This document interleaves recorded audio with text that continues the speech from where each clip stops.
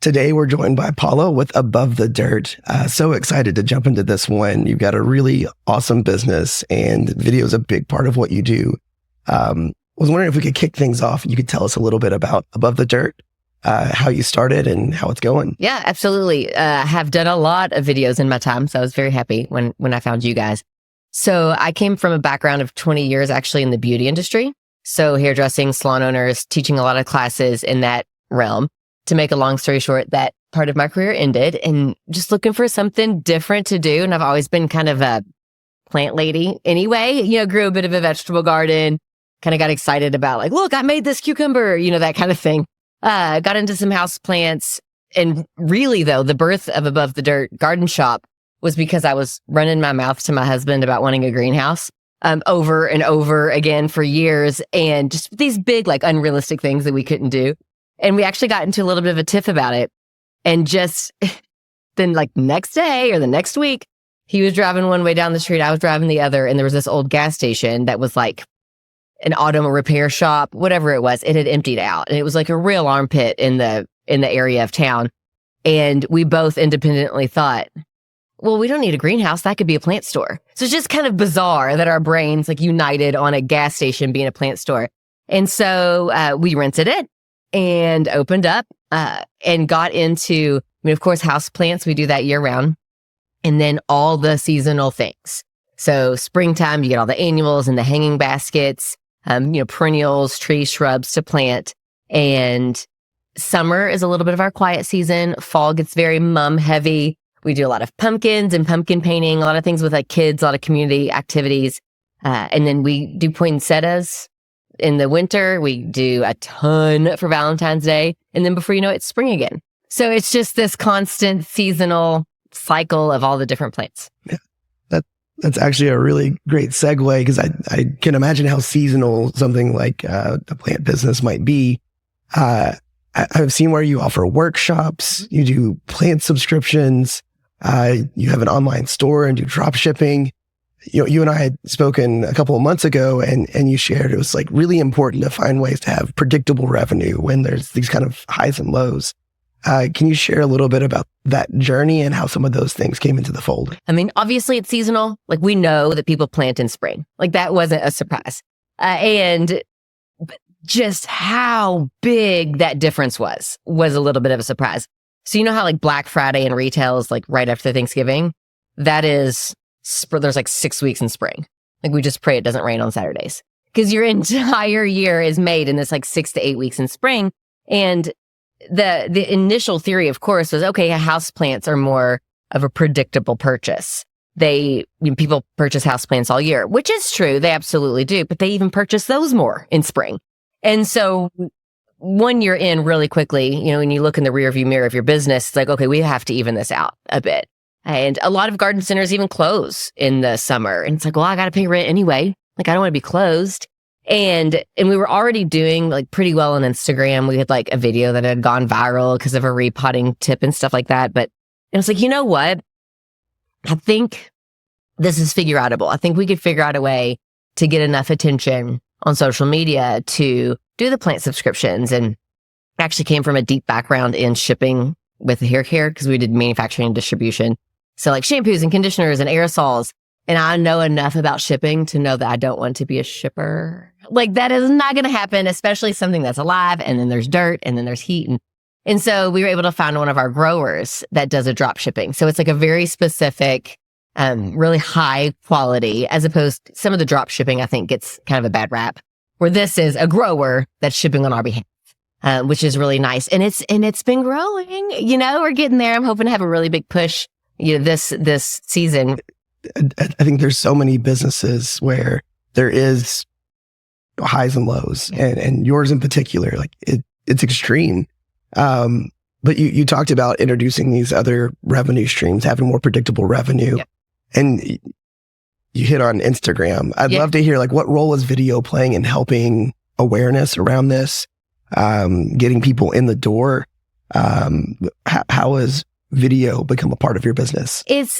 So you know how like you think everybody knows what you're doing, but really nobody knows what you're doing, right? Like no one knows. And even if you post something about it, and I know this is always changing, but right now I feel like if I post on Facebook or Instagram at like a still picture, like I'll get some engagement, sure. Especially like Facebook, people will comment. But when you post a video, that it really has legs, unlike anything else. And luckily, you know, in my past life, I did a lot of teaching and a lot of speaking. So I'm really comfortable on video. I don't even like see myself anymore. It's just some like plant lady character, you know, so I'm able to do spontaneous video, things that are on the spot. You know, this is what's happening today. Here's our plants that just arrived, or this is what we're doing, or look how cute. Like it can be really real. And I have found, like for me, at least, the more real, the more authentic, as opposed to overly edited, something that I know like you want evergreen video out there, but sometimes when you just make it so generic, so it always looks nice, I just don't get the engagement. Where if we're really, maybe it's because we're seasonal too, but if we're really on point with what we're doing right now, I mean, that video can be a big deal. And then there's just an endless, because we do classes. So there's an endless trove of things I can talk about for a minute, you know, and so I can go in and give a plant tip, or the videos that have done really well recently are comparing and contrasting. Like here's a neon pothos and this is a golden pothos, and here's how you tell the difference between the two. Or we do collector houseplants as well. So like expensive ones that not everybody like gets their hands on. So you can compare and contrast those. Those have done really, really well. And there is some editing that has to be done because you want to like show the plant up close, or you want to show like the internode. And so like the software helps with that, but it still comes across very much like in the business, you know, very non-studio, if you will, like very right now. Those have gone really well. We had a repotting tip that went viral, if you will. I mean, I don't know you tell me, what's considered viral? I don't really. I don't know either. Does anybody know? Like it was 2 million views. That's the most that views counts. I've ever had on something. It's pretty easy for us to get over 1,000 views on Instagram. That's kind of, I would say that's like normal. Become your norm. Yeah. Anything we post 1,000 views is there. And then you get over 10 and, you know, but it grows like once a video gets 10,000 views, it's really easy to get it on 30. Once it gets 30, once it hit 1 million views, that repotting video, it was very quickly at 2 million. Yeah. Very quickly. And so it grows. And I think for me, the videos that have done the best have been when I'm teaching. So we're not really like an entertainment video. Like we don't make people like giggle. You know, we're more sharing tidbits of information that they can use. And those are the ones that have done best. We even did one on, so I'm not as good at TikTok, so you all are helping me with that. But I'm more of an Instagram girl. So I just downloaded my Instagram video and reposted it on TikTok, right? And I think I had like 200 followers on TikTok. Like we didn't put effort into it. And I don't know why. It was about the plant subscription. It got 60,000 views. Yeah. But because I didn't focus on what I was doing, make it for that platform, it had a little like, comment this and I'll send you a link. Well, that doesn't work on TikTok. And so I was chasing my tail, 400 comments in, trying to like make up for it. And so, yeah, it is when you do videos, when they work, you have to be ready to not disappoint your customer on the other side of it. So we're like over 1,000 followers on TikTok now. Very exciting. I think there's a few interesting things in there. And like the consistency. Yeah. Like you're making video regularly. Yes. And you're able to do that because they're not super, super polished or over the top. Yep.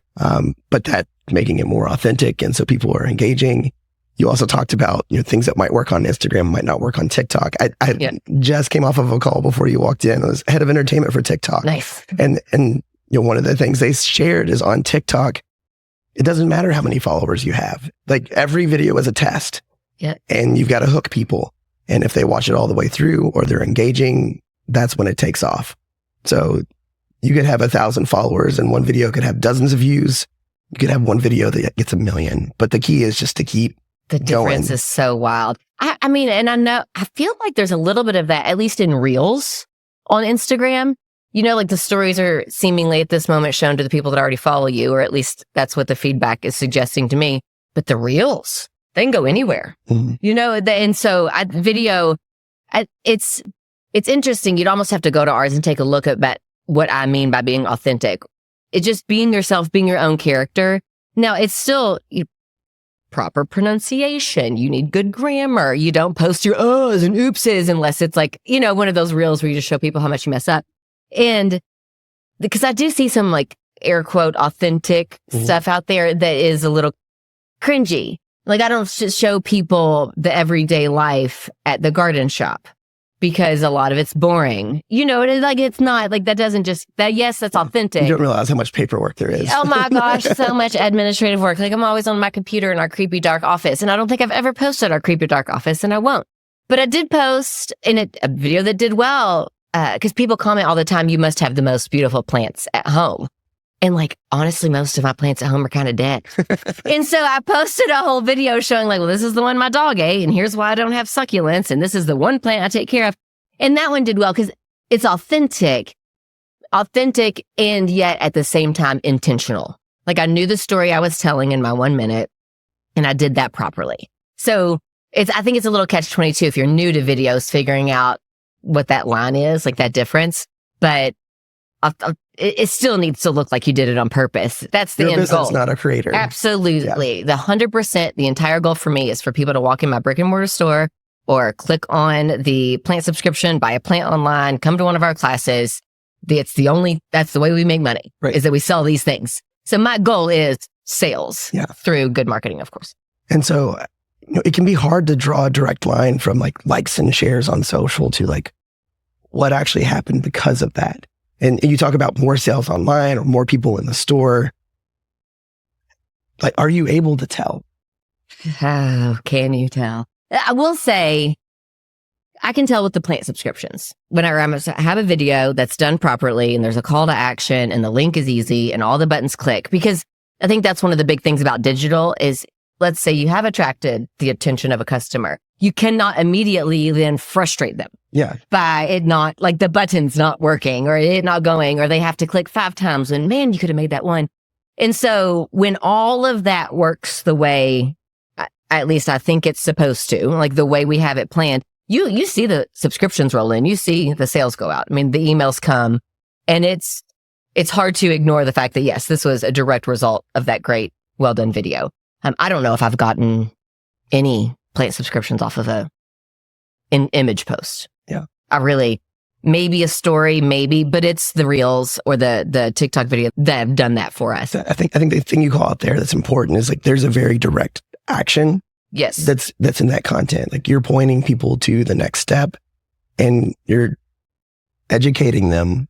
You're giving them information where there's interest. Absolutely. And ours isn't one, like, we don't need a click funnel or like build, like, we're not teaching someone a ton. It's a house plant. Like, there's a common knowledge to it. So I don't have to do like the big funnel. It's like, do you want a house? The impulse buy on the internet, I want these shoes. Boop.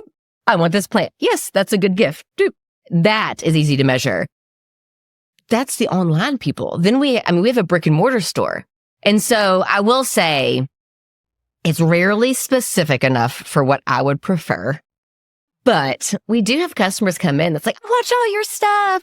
And that's where I think Facebook for a local community is still really strong for us. It's not like we have like the followers that we do on Instagram, but we have the very local engagement, like the people that comment and physically walk in the doors. And then we get some of that as well from Instagram. But then I've had some out of towners come in that specifically mention TikTok. And I'm like, when I had like 200 followers on TikTok, like what? And so it really, when people comment in person, just if you're ever in a small business and you follow them on social media, tell somebody, it really, because you think sometimes you're talking to the wind. And when someone either comments or physically, I think when they physically tell me in the store, it's the best. Like, hey, I see your things. Like, that's how I found you, or that's why I came in, or I saw you were doing this special, whatever it was. It means a lot because it's a lot of effort, as we all know, to keep putting this stuff out all the time. Yeah.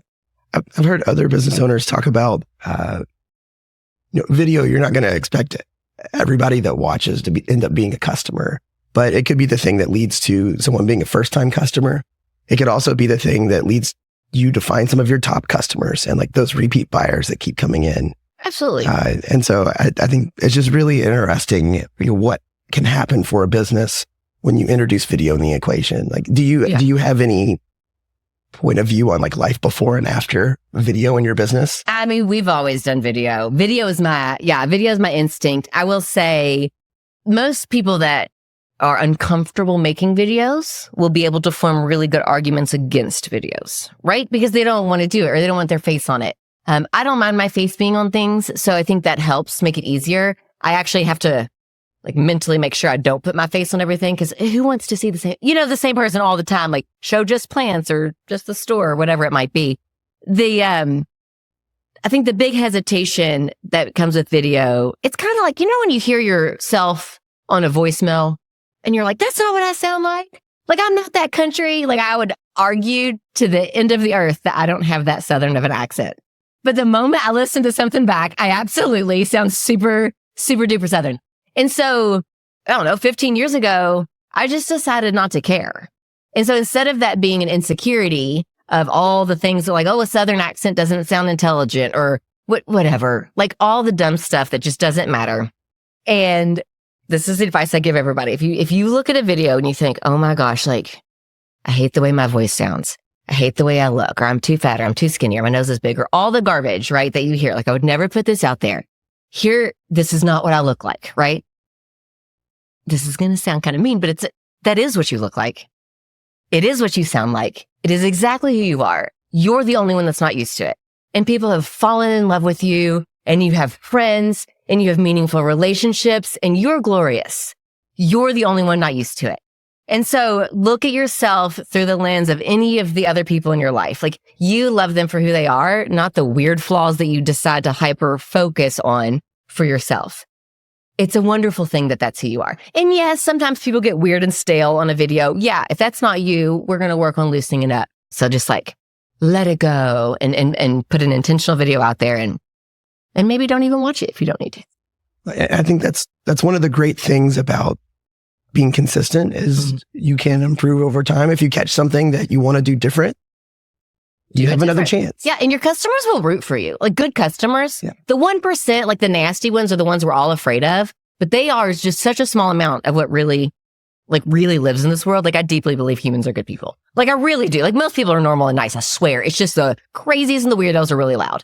And they're the reason I think a lot of us stop what we're doing, like the bad customer or whatever it might be. But your good customers will root for you and they will comment and they'll say like, oh, that's a great one. And good for you. Like, great job. Like we just won a local award and people are like flooding us with good jobs. And so I didn't have to be weird in my heart about like, oh, is this braggy? Should we post that? Like, no, it's because of our customers that we won. It's all about them anyway. So I think if we take that video mindset of it, instead of it being about us and honestly, maybe even always about our business, it really should be about our customers and how are we serving them through this content. And I think it softens me feeling too like braggy or weird sometimes on the video. And of course, like the listener wants to hear how it's going to help them more than they're going to want to hear about you anyway. Well, no matter what business you're in, there's probably another business that sells similar products or services. Yeah. And I think there's so many patrons that will buy because of the owner or the people that work there and the experience they have around that. And, through video, they're getting a taste of that before they even walk in the door. Absolutely. And so I think there's just so much power in putting yourself out there. Well, and look at your see, I'm not as worried about my local competitors. I think we're a team. You know what I mean? Like there's plenty of customers for other plant stores and decor stores and all of those things. We're on the same team. We are buy local, shop local, keep it weird, all of that. Like that's our vibe. And so if you compare us to, your big box stores or your grocery stores where you can also purchase similar items, we win all day because they're not doing cute, fun videos. They're trying to get they don't even get celebrities. Like what are they even doing? They're fighting on price. And I'm not trying to win on price. That's not my intention. I'm trying to be reasonable, on price, but I don't need to beat up a grocery store on a plant. I'll never win. It's the personality and the experience that you're purchasing from for sure. And honestly, us and some of the other local plant stores, we pass customers around. None of us have everything. And so if you're looking, like we don't sell evergreens in a meaningful way. We just don't. I don't know anything about them. I really don't. Like, I don't know. And so I send people over to every single time. We don't sell orchids. I send people away. But I know where they can find them. And that customer service just lands them in another plant store local. They're competitors, sure, but I feel like they're more comrades than anything. I love that. Buy local. Yay. So you recently brought video to your website. Yes. Can you share a little bit about why you made that move? Like what's your vision for what that could become? Because we do so much video on social media. A lot of our customers found us that way. Then if you click through to our website, while it is well done. It's like, it is a professionally done website, or it was a professionally done website. It's had zero video. It's very flat, and we're new. We've been open for 3 years. So my original website didn't even have pictures of our store. It was stock photos and just some blurbs. So go from stock photos and blurbs to, okay, we actually took pictures of some things, right? And put it up there. But when you add in video, I think it keeps, for us especially, the personality consistent. And I'm so much better at explaining things when I speak than I am when I type. My typing personally is very long. It's like lots of paragraphs, and I don't think people really want to read all it. Now, if they're, hey, let me dive deep into learning about this specific plant, I'll read a 2-page blog all day long. That's fine, because I'm on a learning mission. But if I'm just sort of discovering a business and what do they do and what is it about, bullet points and a 30-second video. At least that's how my brain works. So we were able to take that flat website, and actually we used the same flat background. It wasn't hard. We just added more video to it. And then with your all's software, I'm able to, like with our plant subscriptions, so then we have the July plants, and then we have the June plants, and then we have the May. Like, it's able to stay current and live like a social media feed would be. So it just makes you seem like you're paying attention and current. It's so often you click on a website and like the hours are even wrong. Like, again, you're frustrating your customer before they even get to you. And so it has made it, I think, look more personal. And I would like to, as we go, as the years go on, for that to be even deeper and deeper. Because we do a lot of in-person classes. And I just think there's a lot of opportunity for that to also live online, which we haven't dove into quite yet.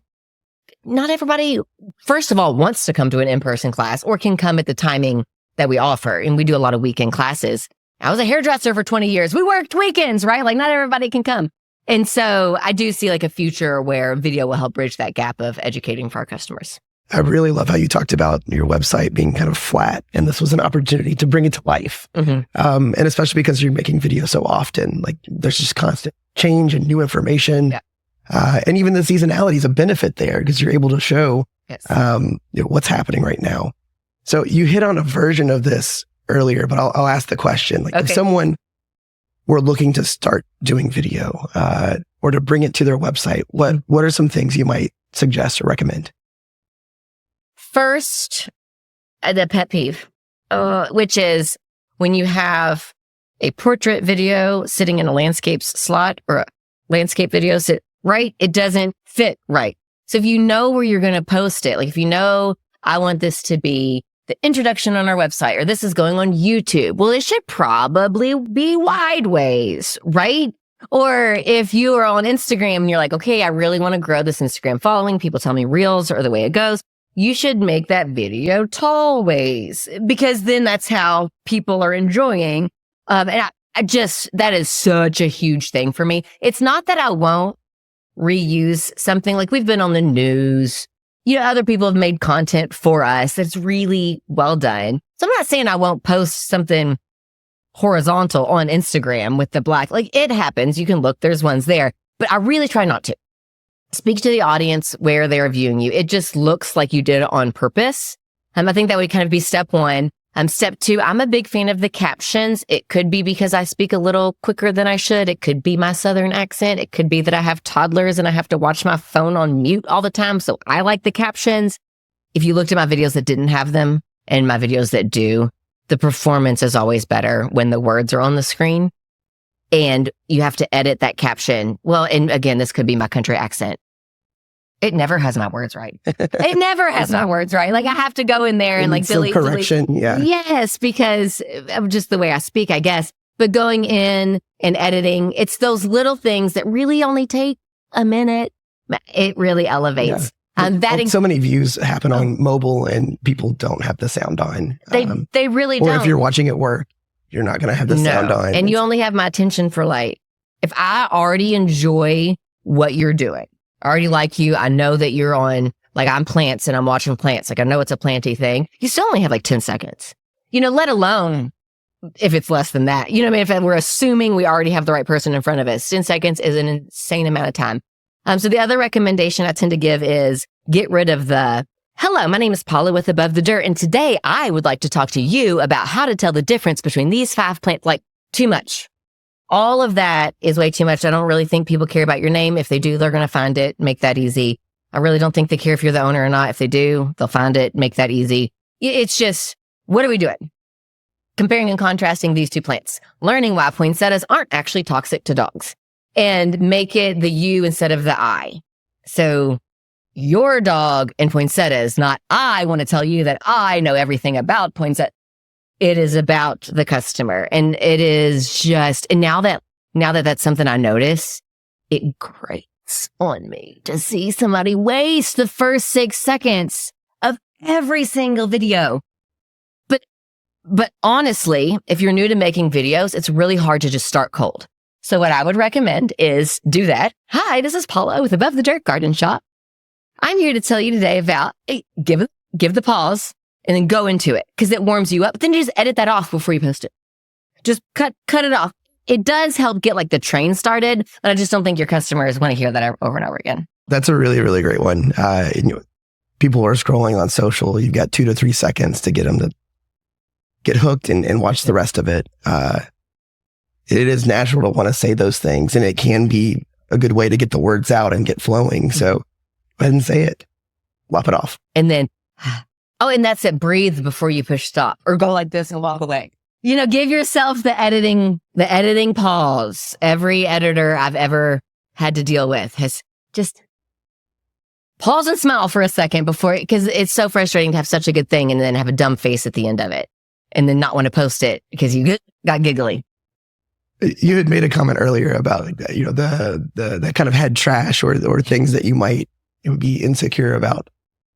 If you've listened to the first few episodes of this podcast, you might not recognize me today. We had to reschedule because I didn't have a voice. I still don't have a voice. It's not stopping us.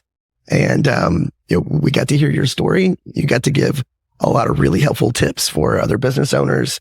I think this has been an incredible conversation. And, before we wrap, can you share, where people can learn about Above the Dirt? Yeah. AboveTheDirtGardenShop.com is our website. Hopefully you'll find some amazing videos that explains what we do. We're on TikTok. We're on Instagram. We're on Facebook. Those are the easiest ways to communicate with us. And if you happen to live in Louisville, we're right there in the middle of heart of historic J-Town and an old gas station that we turned into a plant store. If you're not from Louisville, you can find us right there on our website and you can buy plants directly or just read our blog. We call it The Plant Rant and learn a little bit about it that way. Awesome. Thank you so much. My pleasure. Thank you so much for having me.